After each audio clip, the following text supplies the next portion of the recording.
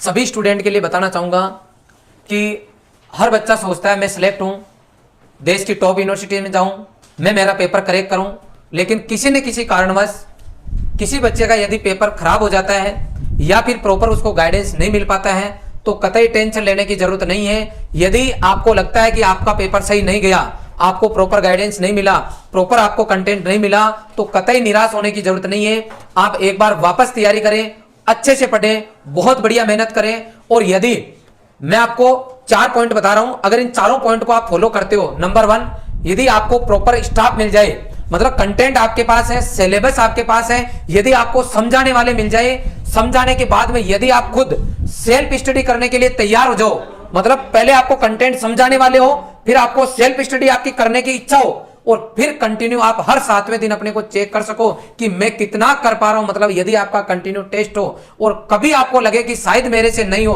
उस टाइम अगर आपको कोई जोश दिलाने वाला हो तो कतई आपको निराश होने की जरूरत नहीं है। मैं बता दूं आपको, आज ही मेरे को किशन भाकर ने, कल मेरे को किशन भाकर ने, जिसने जेईटी टॉप किया, उसने अपनी मार्कशीट भेजी मुझे लास्ट ईयर की। तो मुझे जहां तक याद आ रहा, उसके 192 या 132 ऐसे कुछ नंबर थे। जिस बच्चे के 192 नंबर लास्ट ईयर आए थे, वो बच्चा यदि 1 साल तैयारी करके पूरा राजस्थान टॉप कर सकता है, जनरल रैंक फर्स्ट ला सकता है, और मुझे पूरा यकीन है कि आईसीआर का जब रिजल्ट आएगा तब भी मैं आपको उसका रिजल्ट बताऊंगा। दिलीप धाकड़, जिस बच्चे के लास्ट ईयर बायोलॉजी सब्जेक्ट से पेपर दिया, 92 नंबर आए, वो बच्चा पूरे राजस्थान में अगर 10वीं रैंक लेके आ सकता है। रवि बच्चा, जिसका जेईटी का पेपर लास्ट ईयर बिगड़ गया था, लेकिन वो बच्चा आईसीआर तक 3 महीने में ढंग से पढ़ के और जीबीपीओटी पहुंच गया। विकास बच्चा, जो बच्चा 10th ढंग से क्वालिफाई नहीं कर पाया, दोबारा उसको 10th की परीक्षा देनी पड़ी, वो बच्चा अगर जीबीपीओटी पंतनगर उत्तराखंड जा सकता है, तो किसी भी बच्चे को निराश होने की जरूरत नहीं है। यदि आप कंधे से कंधे मिला के चलना चाहते हो और आपकी आंखों में सपने देश की टॉप यूनिवर्सिटी में पढ़ने का, तो ये संस्थान आपके साथ खड़ा है। अरे सर, हमारे पास तो ज्यादा फीस नहीं है,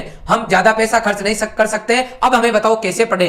तो आप कम से कम चार्ज में पढ़ो, और जब डिग्री करने जाओ तो 36,000 रुपए सरकार से लो, कुछ भी खर्चा नहीं लगेगा। अरे सर, हम कम से कम फीस में कैसे पढ़े, कैसे हम किराया भाड़ा दें, कैसे हम हॉस्टल में रहें, इतना पैसा नहीं है। तो आपका ये संस्थान आपके लिए लाइव क्लासरूम कोर्स लेके आया है, जिसके थ्रू आप घर बैठे नॉर्मल फीस के अंदर बहुत अच्छे से, जो ऑफलाइन में बच्चा पढ़ता है वैसा का वैसा घर बैठे बच्चा पढ़ सकता है। और यदि बच्चा घर बैठे पढ़ता है कि सर हमारे कोर्स की फीस है, उतनी भी मैं नहीं दे पाऊंगा, तो हम आपके लिए 16 तारीख को स्कॉलरशिप टेस्ट छात्रवृत्ति परीक्षा लेके आए हैं। उस परीक्षा में आप शामिल होके देश की टॉप यूनिवर्सिटी में नामात्र फीस के अंदर कोचिंग करके वहां पे आप जा सकते हो। 16 तारीख को सुबह 8 बजे से शाम को 8 बजे तक हिंदी मीडियम और इंग्लिश मीडियम का सेपरेट टेस्ट होने वाला है। टेस्ट का सिलेबस आपका साइंस का रहने वाला है। 11th 12th में जो साइंस का सिलेबस है वो रहेगा, सुबह 8 से शाम को 8 बजे तक रहेगा। हमारा जो ऐप है, डिस्क्रिप्शन में लिंक दिया हुआ है, आप उस ऐप पे जाएं, ऐप डाउनलोड करें और स्टोर में जाके 25 रुपए मैंने उस कोर्स का चार्ज रखा है,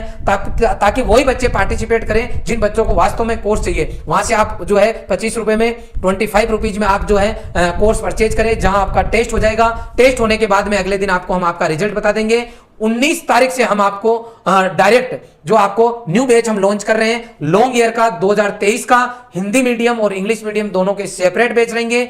ऑनलाइन और ऑफलाइन दोनों मोड में हम बैच चालू कर रहे हैं। नाम मात्र फीस के अंदर आप इस कोर्स के साथ जुड़ सकते हैं, अपने और अपने परिवार के सपनों को साकार कर सकते हैं। मैं पुनः आपको दिल से कह रहा हूं कि यदि आप मेहनत करना चाहते हो तो आपके लिए बेस्ट ऑप्शन है। इसके अलावा जेईटी की भी काउंसलिंग चल रही है। आईसीआर का अभी आपने पेपर दे दिया, 2 दिन आप और पेपर दोगे। मान लो किसी बच्चे को आईसीआर के थ्रू, जेईटी के थ्रू, स्पोर्ट काउंसलिंग में, एमपीपीएटी में, यूपी के टेट में, बीसीएसई में, किसी भी बच्चे को यह संस्थान का कोर्स ज्वाइन करने के बाद में यदि कॉलेज मिल जाता है तो आपका ये संस्थान पूरी फीस आपको वापस लौटाएगा। आज सुबह सुबह मेरे पास 12 का बच्चा आया कि सर मेरा जेईटी के अंदर, मैं क्रैश कोर्स में था और जेईटी के अंदर मेरा सिलेक्शन हो गया। मुझे बहुत गर्व हुआ।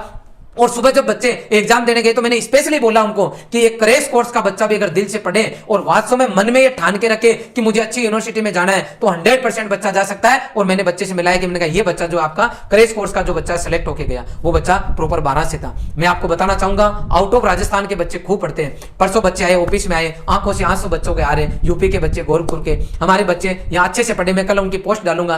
13 महीने से बच्चे घर गए, हॉस्टल में रह रहे थे। सर हमारी इच्छा ही नहीं हो रही, सर स्टाफ ने जिस तरीके से से हमें प्यार दिया, जिस संस्थान से हम इस तरीके से जुड़े, हम कितनी दूर से यहाँ आए थे और किस तरीके से मतलब हम यहाँ रहे, हमें कभी पेरेंट्स की याद ही नहीं है, गुरुजनों ने हमें इस तरीके से प्यार दिया। मैं दिल से आपको बताना चाहता हूँ कि आप कितनी भी दूर से क्यों ना हो, अगर आप हमारे संस्थान में आते हो और यहाँ हमारे टीचर्स के साथ, हमारी नॉन टीचिंग टीम के साथ, हमारे हॉस्टल्स में अगर आप रहते हो तो कभी भी आपको घर की याद नहीं आएगी, क्योंकि हम इस तरीके से माहौल क्रिएट करके रखते हैं। लेकिन ये सब चीजें उन्हीं बच्चों के लिए हैं जो वास्तव में मेहनत करना चाहते हैं। उदयपुर अच्छा शहर है, पढ़ाई नहीं तो घूमना फिरना ही कर लेंगे। ऐसे बच्चों से मेरा हाथ जोड़ के निवेदन है वो इस संस्थान को नहीं चुने। जिन बच्चों को ईमानदारी से मेहनत करनी हो, वास्तव में संघर्ष करना हो, पढ़ाई के साथ जीना हो, पढ़ लिख के कुछ करना हो। मैं एक बार बार बोलता हूं, वापस रिपीट कर दूं कि यदि आपको पढ़ लिख के कामयाब होना है तो कामयाब के लिए दो ही पॉइंट चाहिए कि आपके पास पैसा हो और आपकी इज्जत हो। अगर आपके पास इज्जत और पैसा दो चीज है तो आपको ये दुनिया पूजेगी, और शिक्षा ही एकमात्र ऐसा औजार है जो आपको दोनों चीज बहुत कम टाइम में अवेलेबल करा सकती है। और ये दोनों चीज आपके घर में आए, उसके लिए हमारी टीम, रॉयल टीम दिल से आपके लिए काम करेगी। आपने हमें इतनी हमारी पूरी टीम को इतने लंबे टाइम तक सुना, इसके लिए आपका बहुत बहुत आभार। मैं पेरेंट्स का भी यहाँ साथ का साथ आभार व्यक्त करूंगा। जैसे कि आज क्योंकि जो बॉयज थे उनका ज्यादातर का सेंटर आउट ऑफ उदयपुर था, लेकिन गर्ल्स हमारे पास थी। 2 बस जो है सेंटर पे गई।